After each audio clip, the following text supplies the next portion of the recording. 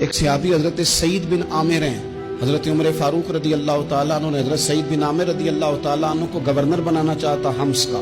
نے کہا میں نہیں بنتا. فرمایا مجھے تم لوگوں نے بنا دیا ہے، خود گورنریاں بھی قبول نہیں کرتے. چلے گئے حضرت سعید بن عامر، گورنر بن گئے، صوبے کے گورنر. مال غنیمت میں سے کچھ زیادہ مال مدینہ شریف میں جمع ہوا تو حضرت عمر نے مختلف صوبوں سے غریبوں کی لسٹیں منگوائیں.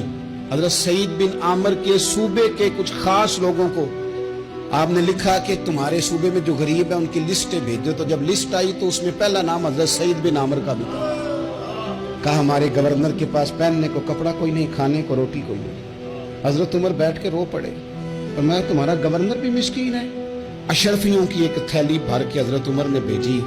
حضرت سعید بن عامر کے پاس جب گئی تو کہنے لگے انا للہ و انا الیہ راجعون. آپ کی اہلیہ کہنے لگی خیریت ہے؟ بلی مانس دیکھنا میرے پاس دنیا آ گئی ہے، میں نے تو جان چھڑائی تھی اس سے، یہ میرے پیچھے بھاگتی ہے. حضرت سعید بن عامر نے سارا مال وہیں اللہ کے حضور خیرات کر دیا.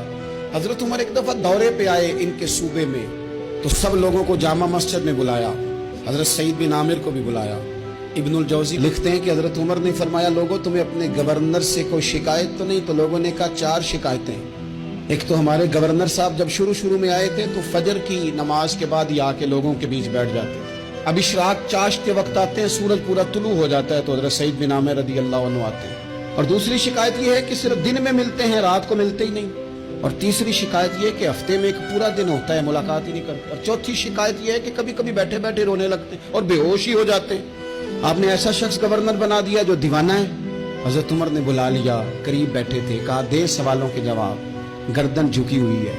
عرض کرنے لگے امیر المومنین میں نے تو پہلے ہی کہا تھا میں گورنری کے قابل نہیں. فرمایا اب تو منصب تمہارے پاس ہے، تمہیں جواب تو دینا ہے. حضرت سعید بن عامر کہنے لگے حضور 4 میرے ساتھ مسئلے ہیں. فرمایا کون سے؟ حضرت سعید بن عامر کہنے لگے آپ سوال دہرائیں میں جواب دیتا ہوں. آپ نے فرمایا سعید لوگ کہتے ہیں پہلے تو سویرے آ جاتا تھا، اب تو اشراق چاشت کے وقت آتا ہے. گردن جھکائی، سناٹا چھا گیا محفل پہ. تھوڑی دیر کے بعد سر اٹھایا تو داڑھی پہ آنسو گر رہے تھے. فرمانے لگے حضور میرے گھر میں خادم کوئی نہیں، بیوی بیمار ہو گئی ہے. میں نہ سویرے اٹھتا ہوں، آٹا گوندتا ہوں، روٹیاں پکاتا ہوں، گھر میں جھاڑو دیتا ہوں، باہر آنے میں دیر ہو جاتی. پہلے جواب پر ہی لوگ رونے لگے، آنسو نکلنے لگے. حضرت عمر رضی اللہ تعالیٰ عنہ بھی روئے. پھر فرمایا کہ سعید تو دن کو ملتا ہے تو رات کو کیوں نہیں ملتا؟ اپنی داڑھی پکڑ لی. کہنے لگے عمر ساری سفید ہو گئی ہے، اب تو لگتا ہے پھل پک گیا ہے، پتہ نہیں وہ کب مجھے کہے گا واپس آ جا. میں نے نا دن مخلوق کے لیے رکھا ہے، رات اپنے رب کے لیے رکھی ہوئی ہے، مجھے تکلیف نہ دی جائے.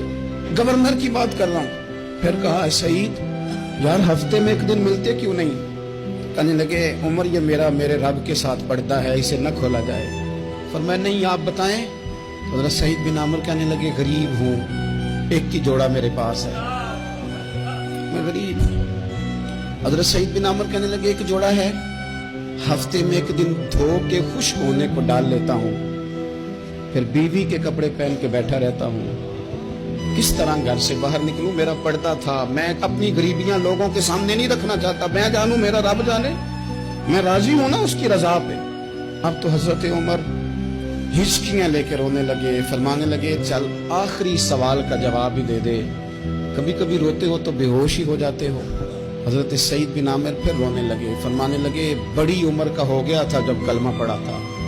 جب وہ پچھلے گناہ یاد آتے ہیں نا، میرے سامنے لوگوں نے حضرت حبیب بن عدی کو سزا دی تھی مکے میں، اور میں اس وقت مسلمان نہیں تھا، میں مدد نہیں کر سکتا.